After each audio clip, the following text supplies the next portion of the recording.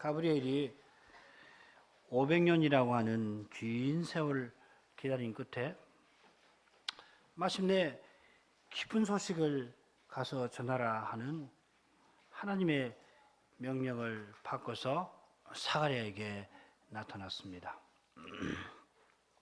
500년 전에 다니엘이 예루살렘의 황무함이 70년 만에 끝날 것이라는 이 예레미야의 예언이 막 실현되겠구나, 곧 실현되겠구나 깨닫고서 자기 백성의 죄를 하나님 앞에 회개하였는데, 다니엘이 그 기도를 드리는 그 처음에 하나님이 가브리엘을 다니엘에게 보내어서 70일에 관한 예언을 하게 하셨습니다. 그게 다니엘 9장의 말씀이에요. 9장 21절부터 23절 읽겠습니다. 곧 내가 말하여 기도할 때에 이전 이상 중에 본 그 사람 가브리엘이 빨리 날아서 저녁 제사 드릴 때 즈음에 내게 이르더니 내게 가르치며 내게 말하여 가로되 다니엘아, 내가 이제 네게 지혜와 총명을 주려고 나왔나니 곧 내가 기도를 시작할 즈음에 명령이 내렸으므로 이제 내게 구하러 왔느니라. 너는 크게 은총을 입은 자라. 그런즉 너는 이 일을 생각하고 그 이상을 깨달을지니라. 다니엘이 자기 백성의 죄를 회개하는 기도를 드리려고 시작할 즈음에 여호와 하나님은 천사 가브리엘을 들어 70일의 이상을 다니엘에게 가서 전하거라 하시고 그 이상을 깨닫는 지혜와 총명을 그에게 주어라 하셨습니다. 가브리엘이 지금 말하는 지혜와 총명이라고 하는 것은 특별히 오실 메시아의 예언을 깨닫는 신령한 능력입니다. 그리스도를 알 수 있는 그런 신령한 능력을 가리킵니다. 다니엘 2장 21절 보면 알 수도 있죠. 70일의 이상은 우리가 이미 공부한 대로 약속하신 메시아에 관한 것입니다. 그래서 바울 사도도 골로새 교회를 위해서 기도할 때에 모든 신령한 지혜와 총명으로 하나님의 뜻을 충만히 깨닫기를 구하노라 하면서 결국 이 그리스도를 깨닫게 되기를 구하지 않았습니까? 그리스도께서 오신 이후에도 모든 신령한 성신의 지혜와 총명을 선물로 받아야 그리스도를 제대로 깨달을 수가 있는데, 그리스도 오시기 전에는 말할 것이 없습니다. 우리가 그리스도를 깨닫는 것은, 조금이라도 깨닫는 것은 이건 놀라운 일이에요. 여러분 과연 그렇지 않아요? 이사야가 오실 메시아를 예언하면서 뭐라고 그랬습니까? 한 아기가 우리에게 낳고 한 아들을 우리에게 주신 바 되었다 하고서 그 아이를 설명하는데, 그 어깨에는 정사를 메었고 그 이름은 기묘자라, 모사라, 전능하신 하나님, 영존하시는 아버지, 평강의 왕이라 할 것임이라 하였습니다. 누가 그리스도 오시기 전에 이 신비를 능히 헤아릴 수가 있겠습니까? 이미 그리스도가 오셨어도 여전히 참 하나님이 세상에 오시되 참 사람으로 오실 뿐만 아니라 심지어 아기로 오신 이 신비를 우리라도 다 헤아릴 수가 있습니까? 갓난아이로 오시는 전능하신 하나님, 얼마나 놀라운 신비입니까? 모든 만물을 다 주시고 모든 만물에게, 모든 만민에게 생명과 호흡과 만물을 주시는 바로 그분이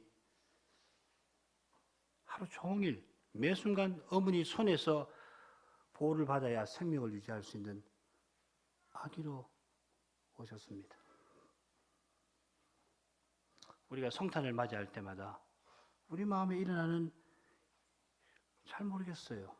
성탄을 맞이할 때마다 우리 마음에 기대, 즐거움이 일어나는데 왜 이런 기대와 즐거움이 있을까? 바로 이 신비와 관련되는 거 아니겠습니까? 아이들이 성탄 찬송을 왜 그렇게 즐겁게 부를까? 그 어린 마음을 잘은 모르겠습니다만은 그 어린 마음을 움직이는 것은 바로 이 신비 아니고 무엇이겠습니까? 하나님의 말씀을 겸손히 받는 이 순수한 마음, 어린아이와 같은 마음 아니고는 성탄을 제대로 기념할 수가 없을 것입니다. 그런 마음이면 성탄의 신비가 열리게 될 겁니다. 이 성탄의 기쁜 소식을 가장 먼저 듣고 우리 인생에게 전하러 왔던 가브리엘의 마음이 어땠을까요? 그런 가브리엘이 이 기쁜 소식을 전해도 믿지 못하고 표적을 여전히 구하는 사가랴를 대할 때 어떤 마음이 들었을까? 사람으로서는 사가랴의 불신을 충분히 동감하면서도 그리스도의 비밀이 드러나는 사실 앞에서 우리도 이 가브리엘처럼 사가랴의 불신에 답답한 마음을 갖게 되지 않습니까? 단지 사가랴의 불신이 아니라 잘 믿지 못하는 우리 자신의 연약함, 하나님 말씀보다 사람의 주장이 지배하는 우리의 이 어려운 현실에 우리가 답답한 마음을 품게 되지 않습니까? 그 답답함이 우리 마음을 채울 때 마치 벙어리 냉가슴 앓듯이 괴로운 마음을 안고서 그러나 겸손히 하늘의 하나님을 우리가 바라보게 되지 않습니까? 성탄은 이런 겸손한 마음을 품고 간절히 주님을 기다리는 사람들을 위한 것입니다. 그런 사람에게 하나님은 기쁜 소식을 그에게 알려주셔서 그 마음이 아기로 오신 예수님 안에서 참된 평안과 기쁨을 맛보도록 하실 것입니다. 오늘날 우리만큼 어쩌면 우리보다 더욱 메시아 오시기를 갈구하였던 또 한 사람의 구약 성도에게 가브리엘이 하나님의 보내심을 받아서 마침내 그에게 나타납니다. 가브리엘의 방문을 받은 그 사람은 우리가 잘 알고 있는 성모 마리아입니다. 그가 얼마나 메시아를 간절히 기다렸는지 오늘 읽은 말씀에서 우리가 그것을 잘 배울 수 있고 배워야 하겠습니다. 26절, 27절 다시 읽겠습니다. 여섯째 달에 천사 가브리엘이 하나님의 보내심을 받들어 갈릴리 나사렛이라는 동네에 가서 다윗의 자손 요셉이라는 사람과 정혼한 처녀에게 이르니 그 처녀 이름은 마리아라. 오늘 읽은 말씀은 매우 흥미로운 단어 하나로 시작됩니다. 여섯째 달에, 그 여섯째 달에. 이 표현은 당연히 지난 시간 마지막에 살폈던 그 사건과 연결될 겁니다. 그런데 누가 순생은 여섯째 달에라고 표현을 썼을 때에 그저 마리아가에게 가브리엘이 나타난 시간이 언제인가를 밝히려 하는 것이 아닌 듯 합니다. 만일 그것이 목적이었다면 아마 가브리엘이 성소에서 사가랴에게 나타난 그 시점을 기준으로 삼는 것이 더 나을 수 있었을 겁니다. 혹은 더 객관적인 로마 황제 누구누구 시대에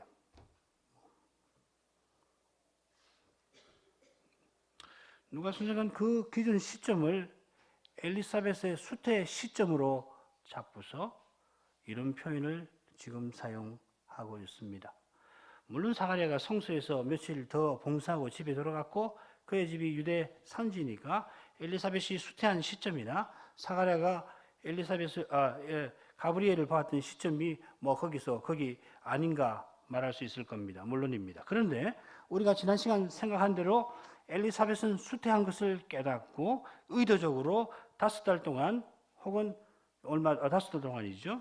5달이 의도에 있었던 건 아닌 것 같고 아무튼지 5달 동안 아무에게도 의도적으로 알리지 아니할 뿐만 아니라 숨어 지내며 찬송을 드립니다. 그런 엘리사벳이 처음으로 접촉한 사람이 누구입니까?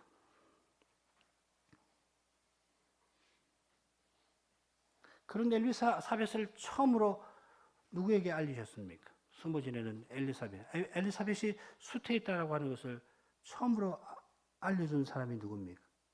마리아입니다. 이런 점을 고려할 때 여섯째 달의 이 표현은 그저 물리적인 시간 표시가 아닙니다. 왜 엘리사벳은 6달, 5달 숨을 지내면서 6달이 되도록 찬송을 드렸을까요? 처음부터 5달을 정했을까요? 기록된 사실을 보면은 엘리사벳이 내가 5달 동안 숨어 지내자 정한 것 같지가 않습니다. 엘리사벳은 자기의 수태가 하나님이 나를 돌아보시고 인간 세상에 나의 부끄러움을 없애려고 하신 일로 깨달았습니다. 처음부터 알았습니다만은 사람들에게는 알리지 않습니다. 그 이유는 무엇보다도 벙어리가 된 남편과 무관하지 않을 겁니다. 사가랴가 틀림없이 필담으로 자기가 천사 가브리엘을 만난 일을 아내에게 알렸을 텐데 남편이 벙어리 된 것은 하나님께서 행하시는 이 위대한 구원 사건과 관련되어 있다는 것을 엘리사벳은 알았습니다. 게다가 하나님이 그 일을 행하실 때까지, 그 약속하신 일을 이루실 때까지 남편이 벙어리로 지내야 한다는 것도 알았습니다. 왜 남편이 번이가 되었는지 엘리사벳이 알고 있습니다. 그저 남편이 벌 받은 것 아니라 남편이 받은 놀라운 계시 까닭에, 계시 때문에 얼마간은 남편이 벙어리로 지내야 한다는 걸 깨달았습니다. 그런 까닭에 자기가 수태한 일을 사람들에게는 자기가 알리는 것은 적합하지 않다고 판단했을 겁니다. 자기가 아이를 낳아 남편의 입이 풀릴 때까지 사람들에게 알리지 아니하고 집에서 하나님을 찬송하며 지내려 했던 것 같습니다. 그런데 제 6째 달에 하나님이 엘리사벳으로 알리게 하십니다. 오늘 읽은 말씀에 나오죠. 하나님이 엘리사벳에게 마리아를 보내었어. 물론 마리아에게 먼저 엘리사벳이 수태했다는 것을 처음으로 알려주시고, 그리고 그 계시 받은 이후에 마리아를 엘리사벳에게 보내어서 엘리사벳으로 마리아에게 그 사실을 알리게 하십니다. 우리가 나중에 아마 다음 시간이나 그 다음 시간 엘리사벳이 알린 내용이 무엇인지 자세히 살피게 되겠습니다만은, 엘리사벳이 알린 내용은 기쁜 소식 아니고 무엇입니까? 주의 모친이, 당신의 복중에 있는 아이가 복됩니다. 마리아의 태중에 계신 그리스도께서 엘리사벳의 태중에 있는 요한에게 찾아가셨습니다. 하나님이 그리스도를 요한에게 계시하시니까 복중의 요한이 기뻐하고 엘리사벳이 그리스도를 전합니다. 엘리사벳을 통하여 세례 요한은 태중에서부터 메시아의 길을 예비하는 그 독특하고 위대한 사명을 수행하게 됩니다. 가브리엘이 하나님의 보내심을 받아 마리아를 만났는데 갈릴리 나사렛이란 동네에 갔습니다. 오늘날 우리에게는 나사렛이 그리스도의 고향으로 이미 유명한 곳이 되었습니다. 아마 세상에서 가장 유명한 도시가 나사렛일 것입니다.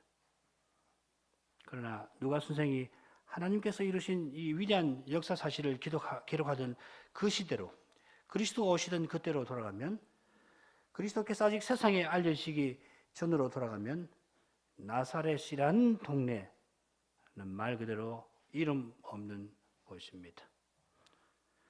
주님의 제자 되었던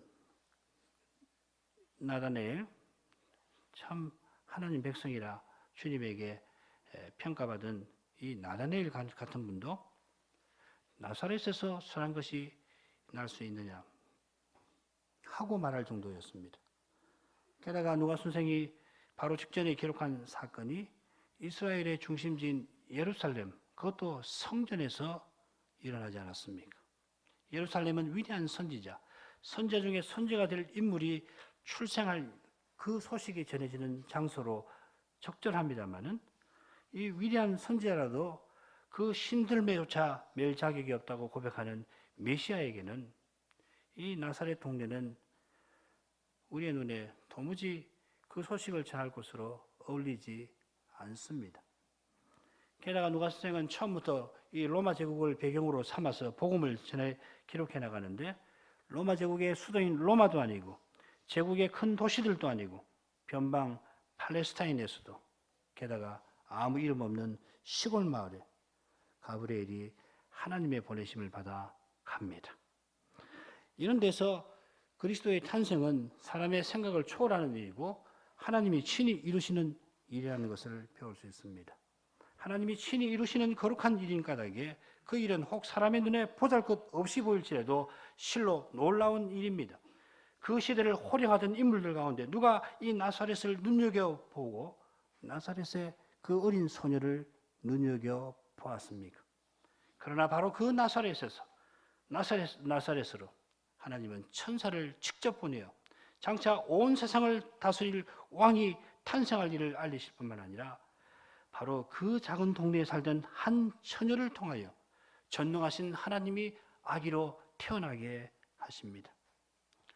온 세상이라도 하나님을 감히 모실 수가 있겠습니까마는 정작 전능하신 하나님은 이름 없는 마을을 택하시고 거기서 하나님 하실 일을 행하십니다. 하나님이 행하시는 이 일로 말미암아 이름 없는 마을이 가장 유명한 마을이 됩니다. 그렇습니다. 인생의 참된 가치는 이 하나님에게 있습니다. 인생의 가치는 인생 안에 있지 아니하고 하나님 안에 있습니다. 인생 가운데 가장 볼품없는 사람이라도 하나님이 자녀로 삼아주시면 그는 해와 같이 빛날 하나님의 자녀가 됩니다. 반대로 인생 가운데 가장 뛰어난 사람이라도 자기를 높이면 그는 하나님이 멀리 하시는 사람, 아무 가치 없는 사람, 차라리 없는 것보다 못한 사람이 됩니다. 청소년 여러분, 이것을 꼭 기억하시기 바랍니다. 여러분 사는 이 전주가 21세기 대한민국에서는 뭐 별 볼 일 없는 작은 소도시 가운데 하나입니다만, 뭘 역사를 보면 그렇지 않습니다만은 그럴지라도 그러나 하나님께서 임재하시는 교회가 있다면은 우리가 전주보다 더 작은, 더 볼품없는 마을에 살고 있더라도 거기가 세상의 중심입니다. 물론 우리 자신이 중심이 아니고 거기 임재하시는 하나님이 중심이십니다. 그러니까 우리 자신이 중심인 것처럼 착각하지 마시기 바랍니다. 교회가 있어서 세상의 중심이라고 말하는 것은 교회에 임재하시는 하나님 덕분에 그런 거지 우리 때문에 그런 거 아니에요. 착각은 하지 마시길 바랍니다. 그러나 아무것도 아닌 우리를 통해서 세상의 중심이신 그분이 자기 뜻을 이루시는 것입니다. 여러분을 통해서 이루기를 원하시는 거예요. 21절 처음에 나오는 다윗의 자손이라는 표현에 관해서는 이미 말씀을 드렸습니다. 이 표현이 요셉과 직접 연결되는지 아니면 처녀와 연결되는지 의견이 나뉜다고 그랬죠. 그런데 교부들은, 교회 아버지들은 이 표현을 두어서 마리아가 다윗의 자손이라고 불린 것이다 해석합니다. 누가 선생이 마리아도 다윗의 자손이라고 했는지 아니면 요셉을 다윗의 자손이라고 표현했든지 누가 선생이 강조하는 바는 분명합니다. 마리아에게서 수태되시는 메시아가 그 다윗의 자손이시다 하는 사실입니다. 단지 요셉이나 마리아의 혈통을 언급하려고 했더라면 유대 사람이라고 했을 겁니다. 그러나 다윗의 자손이라고 언급한 것은 메시아가 다윗의 후손으로 오신다는 그 오래된 예언을 상기시키는 겁니다. 1000년 전에, 무려 1000년 전에 여호와께서 다윗과 언약을 맺으시면서 네 몸에서 날 그 자식을 나의 집과 나의 나라 위에 그를 세우겠다 하시는데 그 예언을 이제 이루려 하시는 겁니다. 그런데 누가복음 머릿말에서 강조하고 있듯이 이 일이 하나님이 친히 이루시는 일이라는 이 사실이 지금 놀라운 방식으로 드러나고 있습니다. 우리는 이미 동정녀 탄생에 관해서 알고 고백합니다마는 누가 선생의 인도를 따라서 이제 이 동정녀 탄생이라는 신비로운 일을 살펴나가야 될 겁니다. 가브리엘 천사는 요셉이라는 사람과 정혼한 한 처녀를 찾아갑니다. 마리아는 처녀인데 동시에 혼인한 사람입니다. 우리에겐 조금 익숙하지 않습니다만은 히브리 풍습에서는 그렇게 됩니다. 아직 혼인식을 올리지 않고 남편과 함께 살고 있지 않지만 이미 혼인하기로 약속했으면, 정혼했으면 이 처녀는 실질적으로 법적으로 혼인의 상태에 남편이 있는 여자가 됩니다. 정혼한 후에 대략 1년이 지나면 정혼한 처녀는 남편의 집에 들어가게 되지만 그 전에도 법적 신분은 혼인 상태입니다. 당시 풍습에 따르면은 여자 아이라고 해야 되지, 요즘엔요. 12살이, 여자가 12살이 되면은 만 나이겠죠. 우리 나이로는 13 혹은 14 될 텐데, 그 나이가 되면은 정혼할 수가 있고 매우 보편적인 현상이었습니다. 그러니까 이 풍습 하나만 가지고서 마리아가 지금 만 12이었을 것이다 단정할 필요는 없습니다만은, 틀림없이 가브리엘 앞에 서 있는 이 마리아는 젊디 젊은 처녀였습니다. 우리가 흔히 성화에서 보는 것 같이 성숙한 여인이 아니었습니다. 여전히 동정녀 탄생에 관한 놀라운 계시가 우리를 기다리고 있습니다만, 우리는 다시금 사가랴의 사건과 마리아의 사건에 드러나는 분명한 대조를 볼 수 있습니다. 곧 직무에서 물러날 나이 많은 제사장과 이제 성인의 세계에 막 발을 내디던 어린 처녀입니다. 이 대조를 염두에 두면서 이제 가브리엘이 마리아를 만나는 장면을 살펴보도록 하겠습니다. 가브리엘이 마리아에게 나타나 그에게 인사를 건넵니다. 28절, 그에게 들어가 가로되 은혜를 받은 자여 평안할지어다, 주께서 너와 함께 하시도다 하니. 이 들어가 했는데, 이 들어가라고 하는 말은 지금 마리아가 자기 집에 있음을 나타냅니다. 가브리엘이 성소에서 사가랴를 만났는데 지금은 개인 사가에서 마리아를 만납니다. 마리아의 부모가 누구인지 전혀 언급되지 않는 걸 보아서 이름 없는 가문이 분명할 겁니다. 로마 황제의 집도 유대 왕의 집도 아니고 갈릴리의 이름 없는 동네에 무명한 집안에 가브리엘은 메시아의 탄생을 전하러 왔습니다. 과연 복음은 이후 사도가 세상에 미련한 거, 약한 거, 없는 것이라 일컫는 그런 평범한 사람들에게 전파됩니다. 세상에서 지혜롭다, 힘있다, 대단하다고 자랑할 것이 있고 그것을 자랑하는 사람들이 아니라 세상에서 아무것도 아님을 인정하는 사람, 혹 있더라도 그거 아무것도 아니라고 하는 것을 겸손히 시인하는 사람, 나아가서 아무것도 못한 것보다 더 못하다고 겸손히 자기를 고백하는 그 사람들이 기쁜 소식을 듣고 깨달을 수가 있습니다. 계속해서 누가는 메시아의 탄생이 사람의 생각을 초월하는 일임을 암시하고 있습니다. 가브리엘은 사가랴의 경우와 달리 따뜻한 인사말을 마리아에게 건넵니다. 은혜를 받은 자여 평안할지어다, 주께서 너와 함께 하시니라. 이 역시도 사가랴와 마리아 사건 사이에 드러나는 이 대조점 가운데 하나일 겁니다. 계속해서 대조가 됩니다. 놀랄 정도로. 이런 일이 있을 수 있나? 지금 누가는 지금 이야기를 하는 겁니다. 어떻게 이런 일이 있을 수 있나? 사람으로서 이런 일이 있겠느냐? 우리에게 지금 운명하는 거예요. 이런 일이 있을 수 있는가? 여러분, 이런 일이 있을 수 있습니까? 어떻게 이런 일이 있을 수 있습니까? 하고 지금 메시아의 탄생을 우리에게 운명하고 있는 거예요. 그걸 들을 수 있어야 합니다. 당연한 거 아닙니다. 우리가 이미 메시아가 동정녀에게 탄생되시고 나사렛에서 소식이 전해지고 나사렛 사는 마리아에게서 나시고 압니다만은 직접 다시 들을 때 들을 수 있잖아요. 있을 수 없는 일이 나오고 있는 겁니다. 그리스도 오시면 있을 수 없는 일이에요. 사람 생각에는 있을 수 없는 일이라고. 그것이 있을 수 있다고 생각하고 있을 수 있는 이유를 자기 자신에게 찾으면 교만해지는 거라고요. 없는 겁니다. 나한테 찾으면 안 됩니다. 어떻게 이런 일이 있을 수 있나? 지금 누가는 지금 계속해서 이야기를 지금 하고 있는 겁니다. 이름 없는 나에게, 아무것도 아닌 나에게 그리스도가 오신 거예요. 믿게 하신 겁니다. 그렇지 않아요?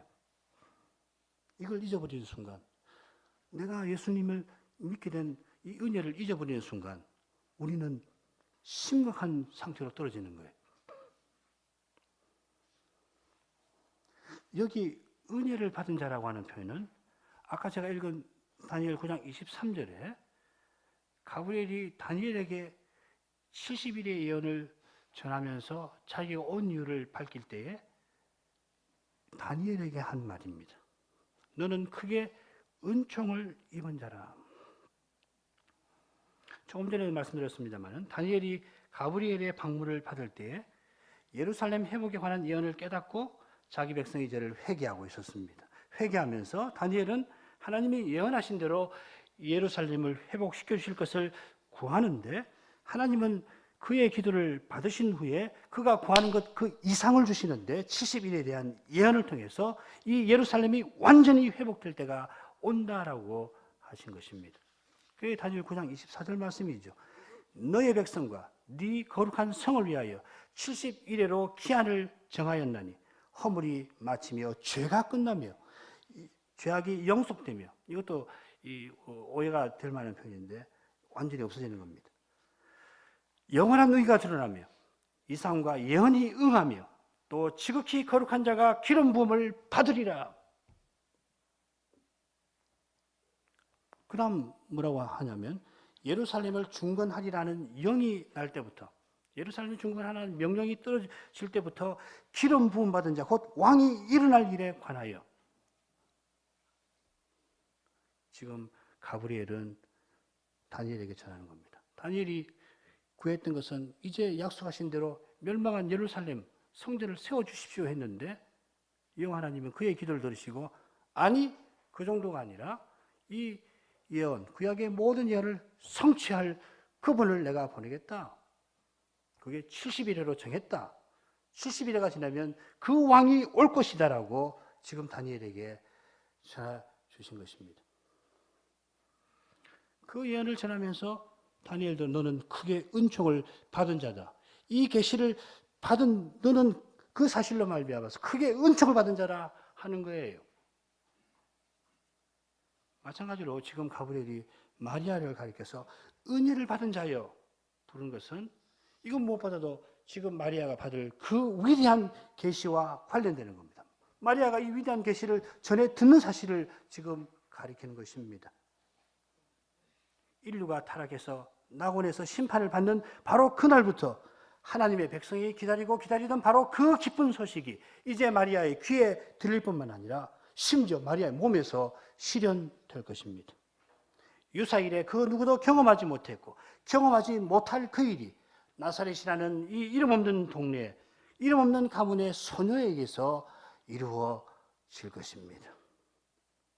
그 의사에서 마리아는 테오테코스라고 불립니다. 하나님의 어머니라는 말입니다. 하나님이신 그리스도를 낳은 여인이다. 인생 가운데 누가 이보다 더 명예로운 칭호를 받을 수가 있겠습니까? 그런데 여러분, 중요한 것은 마리아가 독특하게 경험한 그 은혜에서, 그 사건에서 언제든지 중요한 것은 그 몸에서 나시는 그리스도이십니다. 자기 아들을 주시는 하나님의 사랑이 은혜에서 언제든지 중요합니다. 우리가 받은 은혜도 바로 그 고귀한 은혜입니다. 그 사랑입니다.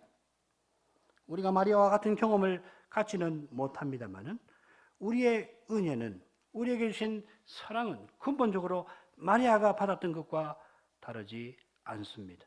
우리가 믿음으로 그리스도와 연합되었고 마리아도 우리와 같이 연합되었습니다. 바로 이 사실이 언제든지 강조가 되어야지 사람의 경험 자체 혹은 은혜를 경험한 사람이 주목을 받으면 문제가 발생하는 겁니다. 이런 점에서 로마 가톨릭 교회가 마리아를 높이는 것으로도 모자라서 그를 신적인 존재로 경배하는 사실은 우리가 강건도 불구경하듯이 해서는 안 될 일입니다. 마리아 경배 같은 이 끔찍한 우상 숭배는 아닐지라도 사람을 높이는 일은 언제든지 우리 가운데서 일어날 수 있지 않습니까? 자기를 자랑하는 일은 정말 다반사와 같이 우리 마음에서 솟아나고 있지 않습니까? 다반사죠. 그렇지 않습니다. 가끔 그럴 수 있지요. 그렇게 말하는 사람은 자기가 얼마나 교만한지 모르는 사람입니다.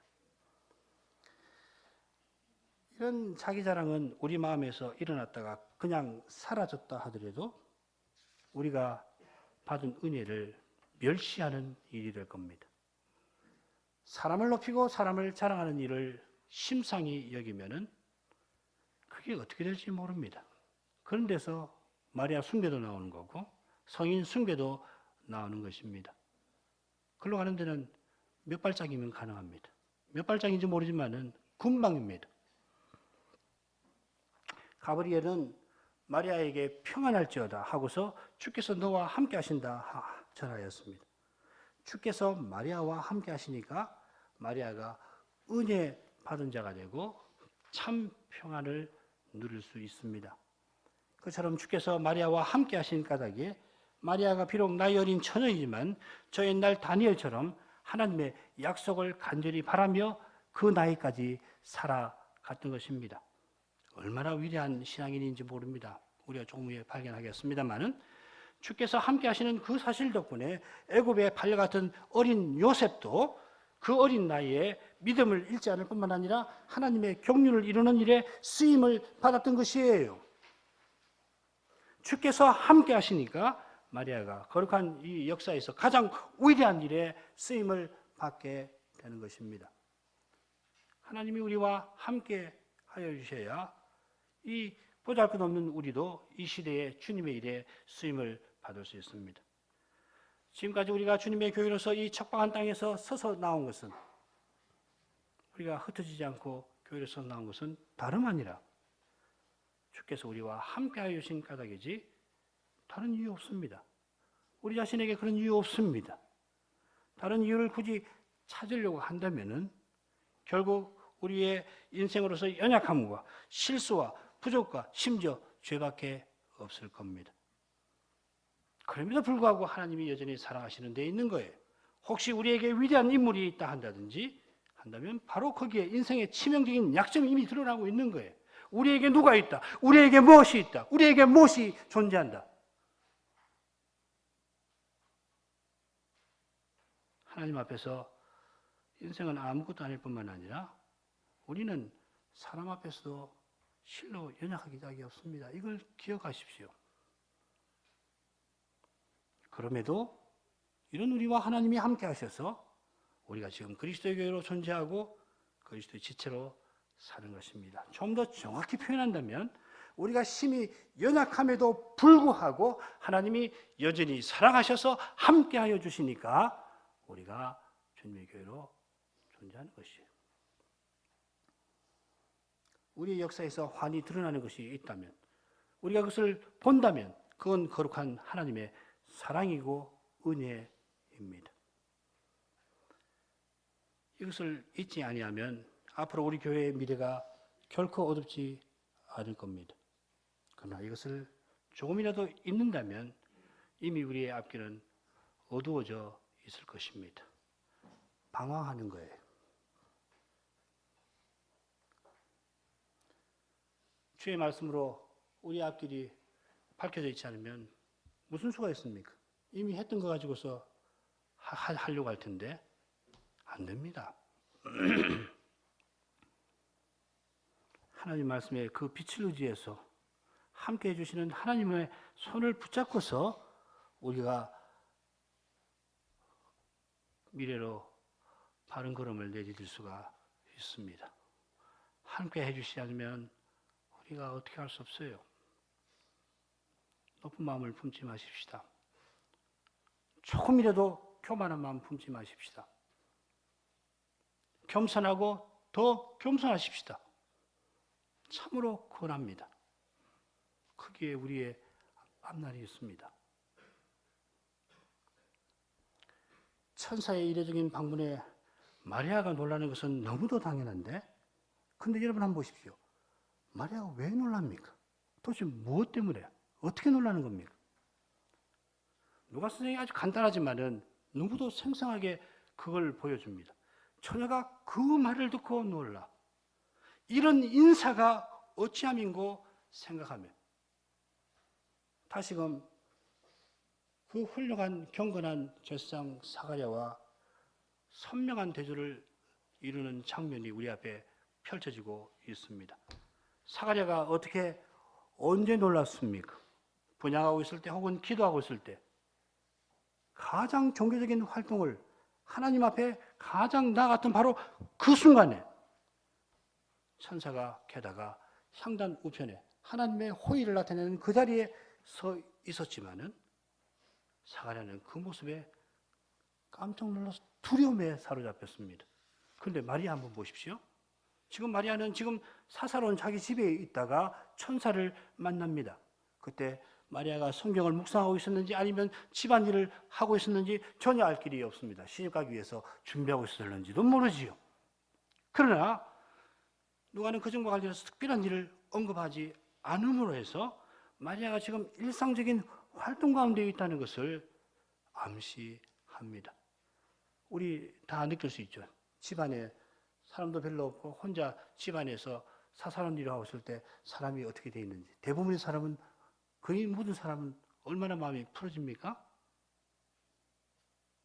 그런데 마리아가 천사를 만났는데 그 말에 놀랍니다. 그 말에 두려워한다는 말도 없어요. 이게 놀라운 점입니다. 천사의 용모에 두려워했다, 공포에 사로잡혔다. 사가랴는 그랬거든요. 마리아는 그 말이 없습니다. 우리말 성경은 똑같이 놀랐다라고 번역되어 있습니다만 원문은 조금 다릅니다. 사가랴가 놀랐다는 것은 약간 다르다는 걸 가리킵니다. 사가랴는 굉장히 처음에 천사를 보고 당혹감을 느끼고 그 다음에 공포에 사로잡히는데 순간적으로, 지금 마리아는 이례적인 현실이기 때문에 사람으로서는 당혹감을 느끼는데 동시에 관심과 호기심을 갖고서 상황을 보는 것처럼 기록을 해놨습니다. 원문에 그런 뉘앙스가 있는 단어가 써져 있습니다.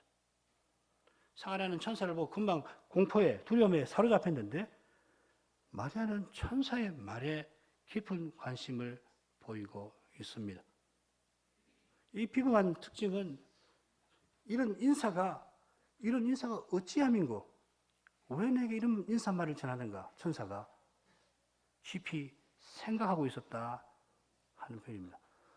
지금 마리아 안중에는 가브리엘이 없습니다. 마치 그런 느낌이에요. 지금 생각한다는 말은 생각하고 있다는 이야기. 그 인사말에 사로잡혀서 생각이 거기에 몰두되어 있다는 이야기입니다. 천사가 주께서 너와 함께 하신다고 했는데 마리아가 평소에 하나님 말씀을 얼마나 가까이 했는지, 하나님을 얼마나 가까이 했는지 저는 짐작만 할 수 있을 뿐입니다. 보통 사람 아니구나. 그런데 여러분, 마리아가 얼마나 하나님 말씀을 가까이 하고 하나님을 가까이 했는지 오히려 자기가 이런 인사를 받을 자격이 전혀 없다고 생각하는, 여기서 잘 드러나고 있잖아요. 우리는 봐서는 정말 마리아가 자격이 있구나, 정말 대단한 이 믿음의 사람이구나, 금방 그렇게 생각을 하셨을 텐데 정작 마리아는 아니 내게 이런 인사말이 가능한 일인가, 이렇게 생각하는 거예요. 기독교 역사에서 이 부분을 읽는 사람 치고 마리아만큼 천사의 인사를 받을 만한 인물이 없다고 생각했겠고, 여러분도 아마 그렇게, 저도 그렇게 했습니다만은 정작 마리아 자신은 누구보다 그럴 자격이 없다고 생각을 하는 겁니다. 바로 이것이 마리아가 하나님 말씀을 가까이 한 증거가 아니고 무엇입니까? 조금이라도 자기가 그럴 자격이 있다고 생각했다면 마리아는 지금 천사를 통하여 드러나는 거룩한 영광 앞에서, 그가 전하는 거룩한 말씀의 빛 앞에서 자기 안에 있는 인생의 죄로 말미암아 사가랴처럼 두려움에 사로잡히고 말았을 겁니다. 그러나 마리아는 그런 두려움이 아닌 다른 종류의 두려움을 느꼈다는 것을 천사의 말에서 확인할 수 있습니다. 30절로 가죠. 천사가 일러 가로되 마리아여 무서워 말라, 네가 하나님께 은혜를 받았느냐. 천사가 마리아를 보고 대뜸 무서워 말라 했는데 이거 사가랴의 경우하고 좀 다릅니다. 이는 마리아가 놀랄 정도로 침착하게 천사의 인사말을 생각하다가 어떤 결론에 도달하고서 그 결론을 얻고서는 마음에 무서운 생각이 들었던 것을 표시하는 겁니다. 가브리엘이 보고서는 깊이 생각하고 어떤 결론에 이런 일이 내게 일어난단 말인가? 어떻게 이런 일이 있었을까? 할 때 즉각적으로 천사가 두려워하지 말아라. 좀 당장 그런 것도 좀 갖지 마시오. 마리아가 생각 끝에 도달한 결론이 무엇일까? 우리가 단정하기가 어렵습니다만은 이어지는 천사의 놀라운 말에 역시 놀라울 정도로 침착하게 대답하는 것을 보면 마리아가 이미 범상치 않은 결론에 도달했던 것이 틀림없습니다. 자기가 곧 선지자 다니엘과 같이 위대한 계시를 받게 될 것이라고 생각한 것인가? 아니면 이스라엘 여인이라면, 게다가 마리아가 다윗의 후손이라면 틀림없이 생각했을 바로 그 일, 메시아를 낳는 그 일을 생각한 것인가? 단정하기는 어렵습니다만은 마리아는 그 위대한 결론에 도달하고서는 자기가 그 일에 쓰임 받는 일에 두려움을 느꼈던 것 같습니다. 사가랴는 두려워하지 말아라 하고서 다시금 네가 하나님께 은혜를 얻었다 합니다. 이거 우리에게는 매우 익숙한 표현처럼 들릴 수 있습니다만은 하나님 말씀을 가까이 했던 마리아에게는 그렇지 않을 겁니다. 왜냐하면 이 표현이 구약에서 여러 번 등장하는데 예를 들어보죠. 노아가 홍수에 멸망하지 않고 구원받을 때, 기드온이 사사로서 이스라엘을 구출하게 될 때, 한나가 사무엘을 낳을 때, 다윗이 몽진 떠났다가 언약궤를 다시 예루살렘으로 가지러 돌아갈 때 바로 이 표현이 사용되었습니다. 구약의 위대한 역사가 이루어지는 바로 그때 하나님이 그 일에 쓰임받는 사람과 관련해서 이 표현을 사용했던 것입니다. 가브리엘이 곧바로 메시아 탄생에 관한 소식을 전하는 것으로 보아 이 표현으로 마리아의 마음에 일어나는 두려움이 사라질 것이라 확신한 듯합니다. 말하면은 이게 좀 적절한지 모르겠습니다만은 지금 하나님의 계시를 깨닫는 이 고수들이 말하자면 우리 범상한 사람들이 이해 못할 그런 말을 주고 받는다는 느낌을 갖습니다. 우리는 짐작해보면 이런 말을 지금 서로 주고받지 않을까 겨우 짐작하는데 그런 느낌이 들어요. 그러니까 가브리엘은 네가 하나님께 은혜를 받았다 이 말을 던짐으로 바로 메시아에 대한 소식을 전한다고. 그 말로 마리아의 마음에 순간적으로 일어났던 두려움이 사라질 것이라고 확신을 한 것처럼 보입니다. 그리고 사실 그렇습니다. 뒤에 나오는 대화를 보면. 다시금 믿음의 경이, 좀 더 정확하게는 하나님의 경이로운 역사를 이 어린 처녀 마리아에게서 보는 겁니다. 지금 우리 앞에 10몇 살 먹은 어린 소녀가 있는데 그 믿음의 태도가 우리로 하여금 이 사실을 계속해서 망각하게 만듭니다. 이 사실을 기억할 때마다 우리는 어떻게 그런 일이 있을 수 있을까? 이런 생각을 떨칠 수가 없게 됩니다. 마리아가 이런 인사말이 어쩌민고 합니다마는 그런 마리아를 보는 우리 마음에는 어떻게 이런 일이 있을 수 있는가 하는 생각이 끊이지 않습니다. 그 해답은 오직 마리아와 함께 하시는 하나님에게 있습니다. 청소년 여러분, 마리아는 여러분보다 좀 더 어릴지도 몰라요. 그 비밀이 마리아에게 있는 게 아니라 하나님에게 있습니다. 여러분이 하나님을 사랑하고 하나님과 함께 있고 하나님이 여러분을 주님이 함께 하시면 주님께서 어떤 일에 어떻게 쓰실지 모르는 겁니다. 그걸 기억하셔야 합니다. 내가 뭘 해보리라 해서 하나님께 뭘 해드리겠다. 어림없는 이야기입니다. 마리아에게서 그걸 배워야 합니다.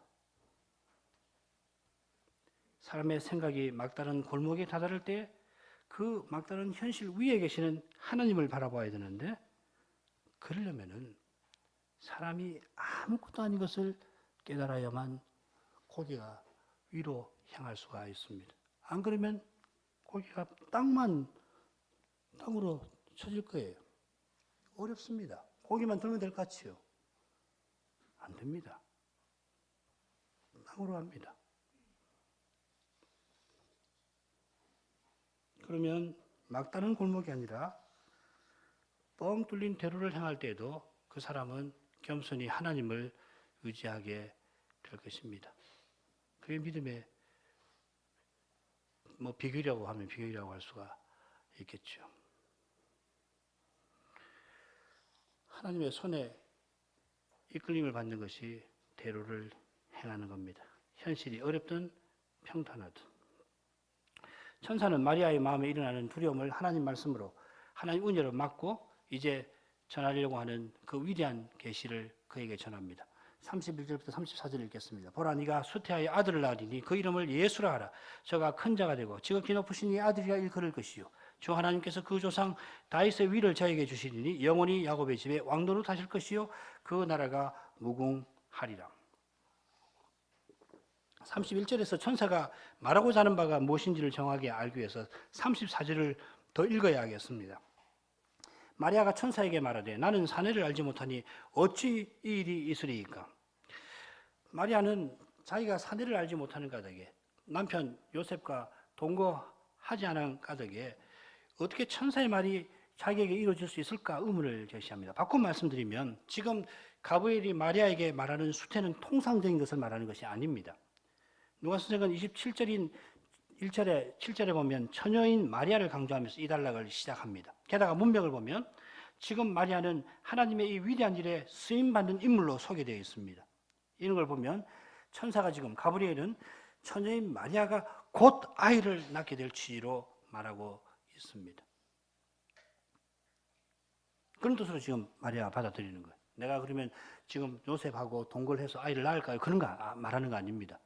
그건 생각할 수 없는 일인데 나도 지금 아이를 낳을 거라고 하니 이게 도대체 어떻게 가능한 겁니까? 이런 이야기예요.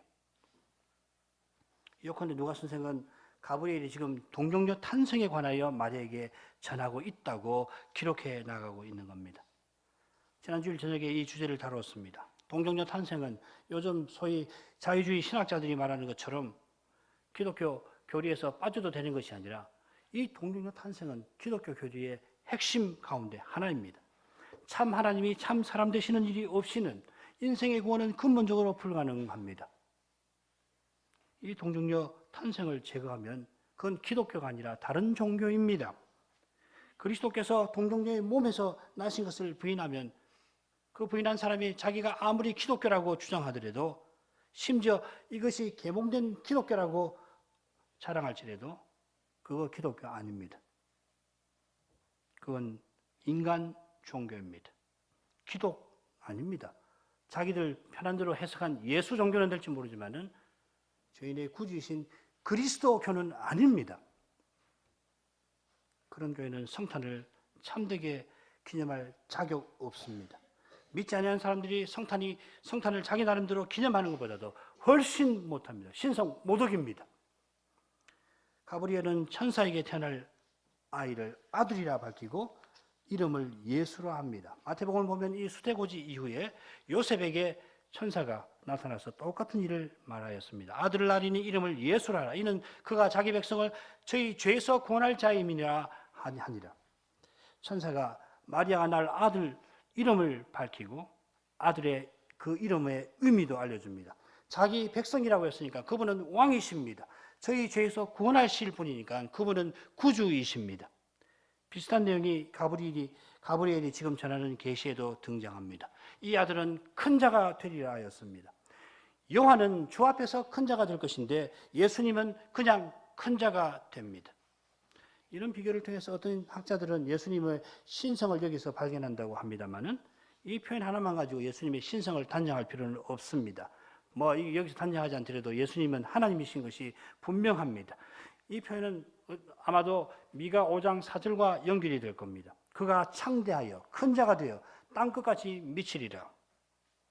우리 공부한 대로 메시아가 온 세상을 통치하실 일을 가리킵니다.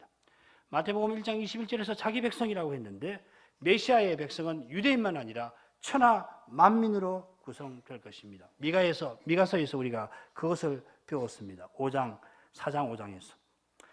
이 사실은 지극히 높으신 이의 아들이라고 하는 칭호와도 바로 연결됩니다. 지극히 높으신 이라고 하는 칭호는 창세기 14장에 처음으로 나오는데 멜기세덱 입에서, 아브라함의 입에서 이 칭호가 나옵니다. 이 칭호는 이런 뜻을 갖고 있습니다. 하나님이 온 세상 천하 만민을 다스리시는 분임을 가리킵니다. 따라서 지극히 높으신 이의 아들이라고 하는 칭호는 이 예수님이 온 세상을 통치하실 분이 되실 것을 가리킵니다. 동시에 이 아들은 그리스도의 신성을 암시할 겁니다. 셋째로 주께서 그 조상 다윗의 위를 저에게 주실 것입니다. 사무엘 하 7장을 비롯해서 구약의 수많은 성경에서 예언된 바로 그 다윗의 자손이 예수님이십니다. 다윗은 자기 후손으로 오시는 이 메시아를 가리켜서 내 주라고 시편 110편에서 부릅니다. 바로 그 내용이 33절에 연결될 겁니다. 마리아의 몸에서 태어날 예수는 야곱의 집에서 이스라엘 집에서 왕노릇 하실 분인데 놀랍게도 영원히 왕노릇 할 것이고 그분의 나라는 무궁할 것입니다. 이사야 9장 7절의 예언입니다. 그 정사와 평강의 다음이 무궁하며 또 다윗의 위에 앉아서 그 나라를 굳게 세우고 자금 이후 영원토록 공평과 정의로 그것을 보존하실 것이라. 만군의 여호와의 열심히 일을 이루리라. 이 말씀이 메시아에 관한 말씀인 것은 제3 설명할 필요가 없습니다. 메시아는 다윗의 위에 앉아 다스리시는데 그런데 그분의 정사, 통치는 무궁하고 자금 이후로 영원토록 그 나라를 보존하실 겁니다. 바로 그 앞줄에서 메시아를 어떻게 소개합니까? 이사야 9장 6절 아까 처음 읽은 말씀입니다. 이는 한 아기가 우리에게 낳고 한 아들을 우리에게 주신 바 되었는데 그 어깨에는 정사를 메었고 그 이름은 기묘자라 모사라 전능하신 하나님이라 영존하신 아버지라 평강의 왕이라 할 것임이라. 한 아이가 태어나고 한 아들이 주어지는데 그 태어난 아들은 놀랍게도 전능하신 하나님이십니다. 바로 이 놀라운 사실 덕분에 메시아의 나라는 영원히 서 나가는 것이 아니고 무엇입니까?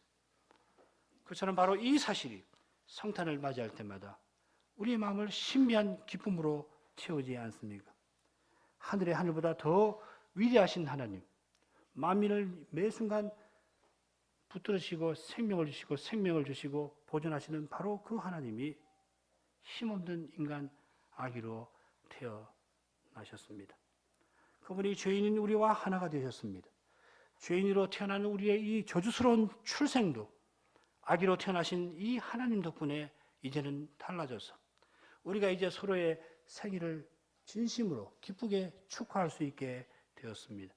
우리가 영혼을 바라볼 수 있게 된 까닭이 아니고 무엇입니까? 영혼이 없다면 우리 출생이 무슨 의미가 있습니까? 우리의 생일이 무슨 의미가 있습니까? 가브리엘이 전하는 말씀에 얼마나 많은 구약의 예언이 농축되어 있는지 다 헤아릴 길이 없습니다만은 하나님의 말씀을 잘 깨달았던 마리아는 가브리엘이 전하는 이 말씀을 듣고 어찌 이런 일이 있으리까 하고 묻지 않을 수가 없었을 겁니다. 가브리엘이 전하는 말씀은 전부가 이미 구약 말씀에 예언되어 있는 말씀입니다만은 이 말씀이 하나님의 말씀이어서 그 말씀이 이루어질 때에 사람의 생각을 초월하는 것입니다.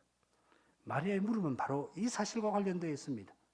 마리아가 하나님 말씀을 가까이 하는 사람답게 그 말씀을 참으로 믿습니다마는 그럼에도 이 일이 어떻게 이루어질 것인가 하는 물음은 그의 마음에 자연히 일어나는 겁니다. 사내를 알지 못하는 자신에게 이 놀라운 일이 어떠한 방식으로 이루어질 건가?